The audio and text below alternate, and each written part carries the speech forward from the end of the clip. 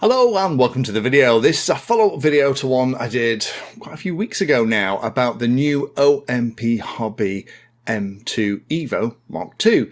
Now this is an updated version of that helicopter that has the new flight system. Now I talked about that in the last video. This is the new OFS3 setup, a brand new system designed from the bottom up that is a little bit smarter, well quite a bit smarter actually, than the previous version. Now, the previous version of the M2, again, I did another setup video about that one, and that required you to do a lot of messing around with things like curves in the radio for both the pitch and the collective setup. Again, links to all that stuff down below because it's actually still all relevant with the new flight system if you want to do it that way. However, crucially, they have made it incredibly simple to set this up with the new flight controller setup, the new OMPHobby Flight System 3, which is, guess what that stands for. This time you can set up just 3 head speeds on the switch using a software throttle, which is really handy. However, I would recommend if you are coming into this that you decrease the maximum pitch range. There is a little bit more pitch available in the head because that's been slightly redesigned in this updated version too. So I'll go through all this stuff because quite a few have asked me to. I'll put time codes down below, so if there's one particular part you can jump straight to it. So before we get into how the radio is set up and all those different pieces, let's talk about how everything plugs into the actual helicopter itself, because there's a couple of things that you need to plug in to the new OFS3 flight system here at the front of the helicopter. First of all is this Bluetooth connector. This Bluetooth connector here just plugs into the side. Everything is in the packet. You just need to unplug it and pop it on there. You can keep it connected. I've attached it with a little piece of double-sided foam tape, and that means that we can connect to it and change settings and everything else. I personally haven't changed any of the settings. The only thing that I've done is I have tweaked the software throttle stuff, and I'll talk about that more in a minute. The other thing that's on here as well is an ExpressLRS receiver. This cable comes as part of the kit, plugged into the ExpressLRS port by the side of the S-Bus and the DSM2 DSMX port that's by the side. I struggled to find exactly where to put this, so I've just, again, double-sided foam taped it onto the side of this servo. The lead for the antenna then comes out here, a little dab of hot glue, black hot glue, so it looks nicer, and a little bit of cable tie action, and I'll put it vertically. So hopefully this is well enough away from all the carbon fiber. It's not kind of touching the composite tail, or aluminium tail it might be actually on this.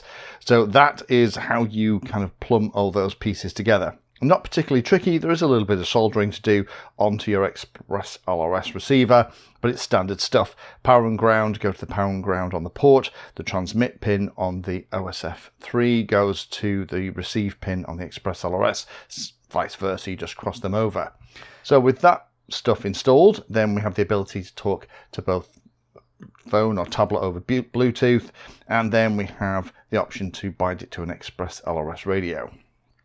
Now the really nice part about this is that in the box there is this little bit of paper that actually is kind of the stuff that they talk about in the manual. The manual is available to download and have a look, but they do give you the mappings of how everything is supposed to go together.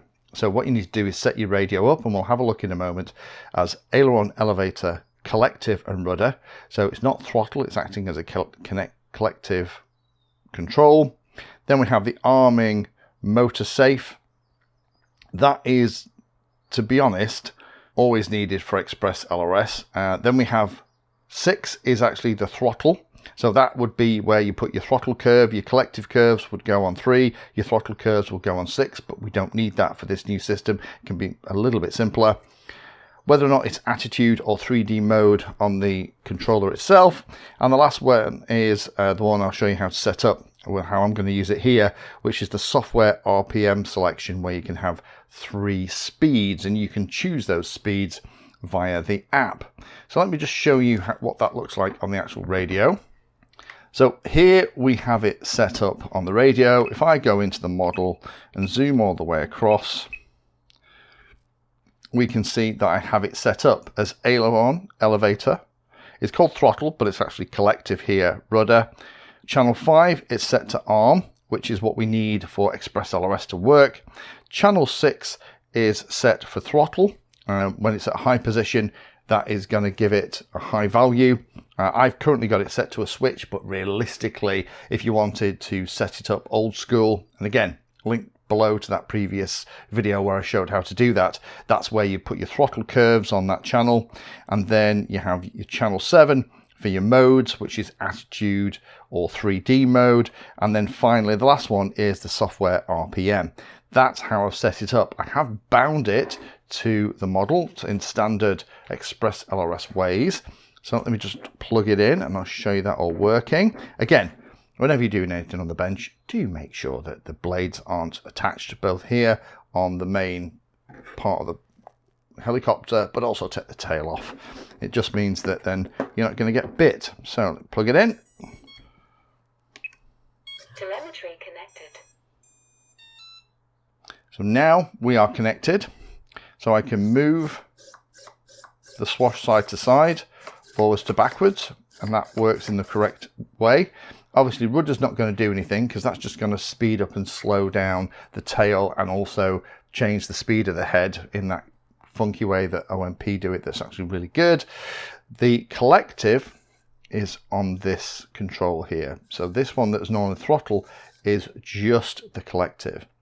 Now, the way it's set up by default, if you remember, channel 5 is set to arming, so I can arm ExpressLRS goodness. However, nothing happens to the helicopter, and that's because we need to set channel 6 to be high as well. And now the motor's running. As I move the throttle, it's not going to change the speed because at the moment I've got it set for software throttle.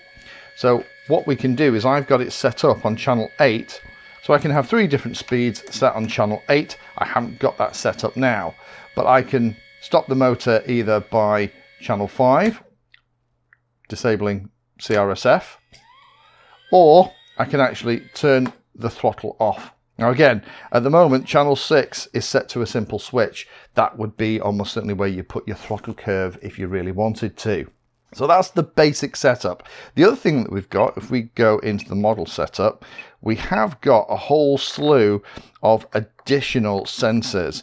Now, the slightly frustrating thing here is these sensors, although we have them, don't actually relate to what they're called. So you're going to have to kind of go in, edit them and tweak them around. So for example, if I turn on the motor speed, we can see here that altitude shoots up to 1,850 meters.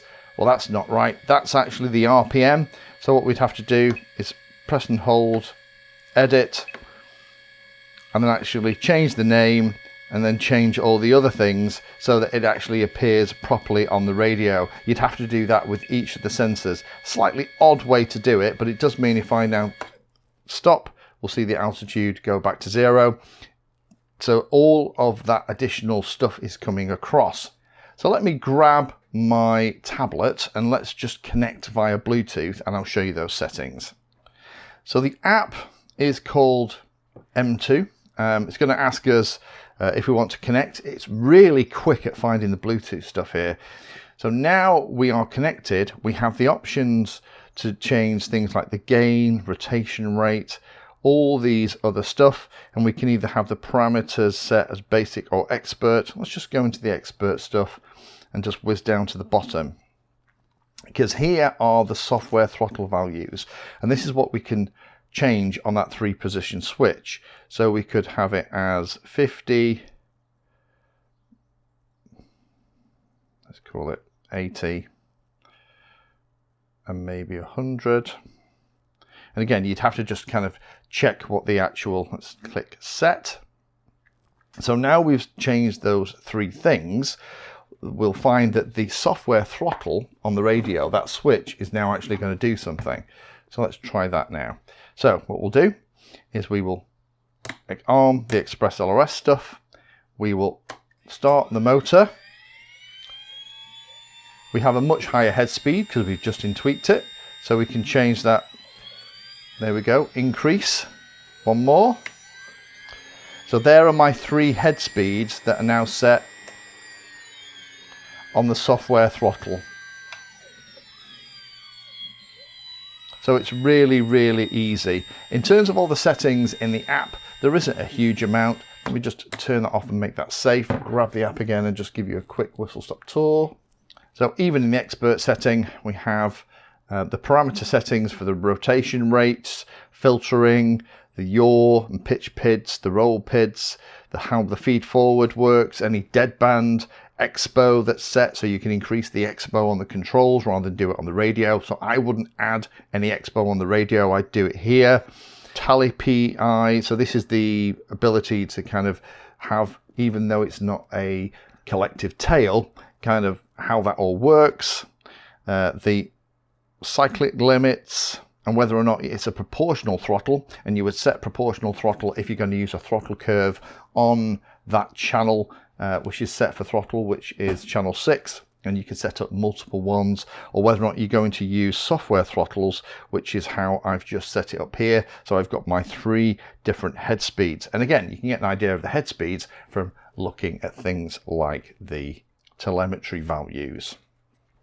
So last thing here, how would I set it up? Well, what I found is that the collective movement on here is about just under plus 12 degrees to about 11.5 degrees at full negative. That is the maximum movement. If I was setting this up as a newbie, I would go from -2 to +8. How would I do that on a radio like this? Well, just like we did last time, I would use good old curves.